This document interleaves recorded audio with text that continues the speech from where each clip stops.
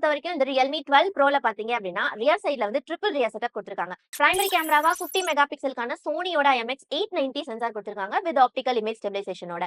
Next secondary camera வந்து 8 mega பிக்சலுக்கான ஒரு அல்ட்ரா வைட் ஆங்கிள் சென்சார். தேர்டா பாத்தீங்க அப்படின்னா 32 மெகா பிக்சலுக்கான ஒரு டெலிபோட்டோ லென்ஸ் வந்து கொடுத்திருக்காங்க. அண்ட் இதுல வந்து 2x ஆப்டிகல் ஜூம் ஆப்ஷன் கூட இருக்கு. அண்ட் இதுல செல்ஃபி கேமரா வந்து 16 மெகா பிக்சல் கொடுத்திருக்காங்க. நெக்ஸ்ட் இந்த Realme 12 Pro Plus ஓட கேமரா ஃபீச்சர்ஸ் என்னன்னு பாத்தீங்க அப்படின்னா இதுலயுமே ரியர் சைடுல வந்து ட்ரிபிள் ரியர் செட்டப் கொடுத்திருக்காங்க. சோ பிரைமரி கேமராவா 50 மெகா பிக்சல் கொடுத்திருக்காங்க. அண்ட் சோனியோட IMX சென்சார் தான் என்ன சென்சார் அப்படின்றது ஸ்பெசிஃபை பண்ணல. வித் ஆப்டிகல் இமேஜ் ஸ்டெபிலைசேஷனோட தான் இருக்க போகுது.